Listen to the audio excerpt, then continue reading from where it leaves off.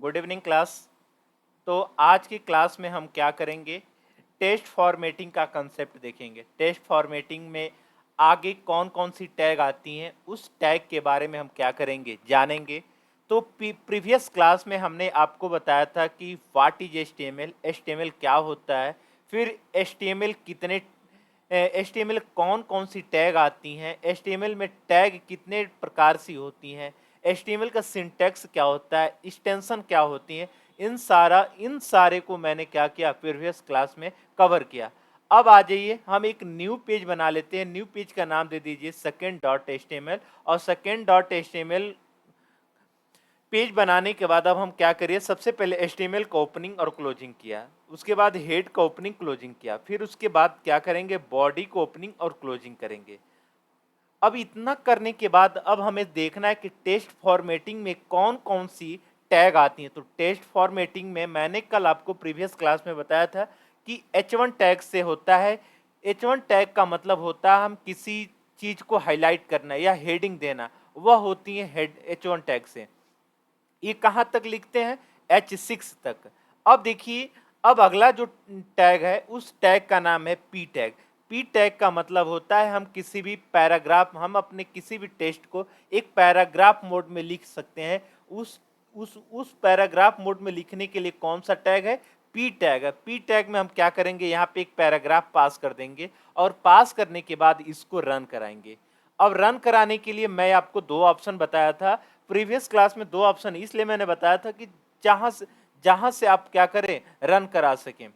या तो सबसे पहले जो फोल्डर आपने बनाया उस फोल्डर में क्या करिए, उस फोल्डर के अंदर जाइए और उस जो आपका पेज है उस पेज को क्या करिए, उस पेज पे दो बार क्लिक करेंगे, वो हमारा क्या हो जाएंगी, रन हो जाएंगी। अब आता है कि हम यहीं पे राइट साइड क्लिक करें अपने कोड एडिटर पे, फिर राइट साइड क्लिक करिए, ओपन विथ लाइव सर्वर पे क्लिक करिए। ओपन विथ लाइव सर्वर पे जैसे क्लिक करेंगे वैसे हमारा क्या हो जाएगा, ये हमारा पैराग्राफ के रूप में आ जाएगा। आया समझ में। तो पी टैग से क्या होता है, पैराग्राफ देने के लिए होता है। अब आइए हम यहाँ पे क्या करेंगे, हमें किसी टेस्ट को बोल्ट करना है। समझिएगा, किसी टेस्ट को बोल्ट करना है तो बी टैग होता है। बी टैग में हम कुछ भी टेस्ट पास करेंगे वो बोल्ट हो जाएगा। देखिए हेलो, हेलो उज्ज्वल, देखिए hello Ujjwal, how can I help you, how can I help you. तो how can I help you, तो अब देखिए ये hello Ujjwal, how can I help you क्या हो जाएंगी, बोल्ड हो जाएंगी। ये टैग क्या हो जाएंगी, बोल्ड हो जाएंगी। तो अब इसको मैं क्या कर रहा हूं, अपने आप पे अपने अपने ब्राउजर पे आ रहा है और इसको रिफ्रेश किया, और रिफ्रेश करने के बाद देखिए यहाँ पे hello Ujjwal how can I help you आ रहा है।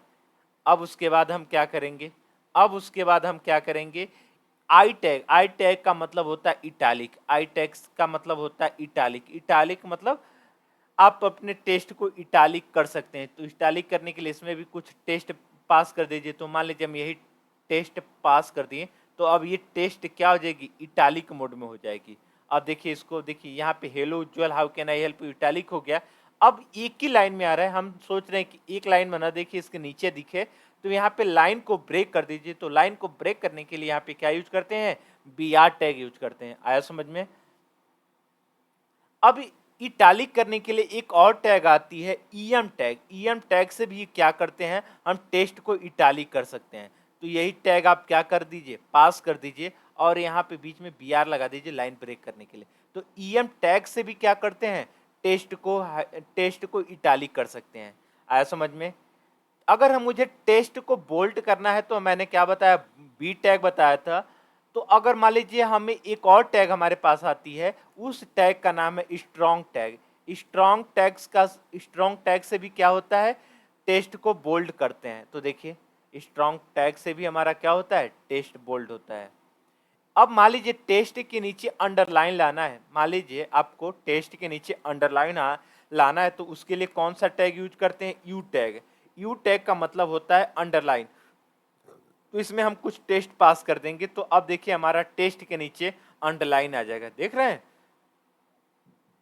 अब मान लीजिए अब मुझे किसी टेस्ट को हाईलाइट करना है, समझिएगा, मुझे टेस्ट को हाईलाइट करना है तो क्या यूज करेंगे, मार्क टैग यूज करेंगे। तो मार्क टैग में क्या करेंगे, सबसे पहले ओपनिंग करेंगे, मार्क टैग को ओपनिंग करेंगे और क्लोजिंग करेंगे, इसमें हम टेस्ट पास कर देंगे। तो ये क्या करेगा, ये क्या करेगा, टेस्ट को हाईलाइट करेगा।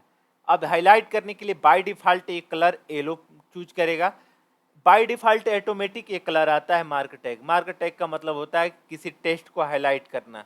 उससे हम क्या करते हैं, उसको किस टैग से हाईलाइट करना चाहते हैं। मान लीजिए हमें टेस्ट को हाईलाइट करना है, तो उस टैग को नाम क्या है, मार्क टैग है।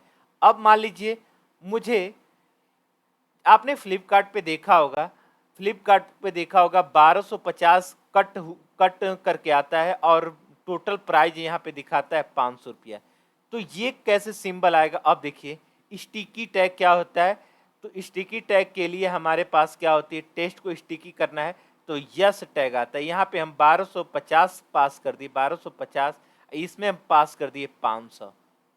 तो अब देखिए 1250 क्या हो गया, देखिए एक सेकेंड, यहाँ पे 1250 या 500 कर दीजिए, यहाँ पे 1500 कर दीजिए।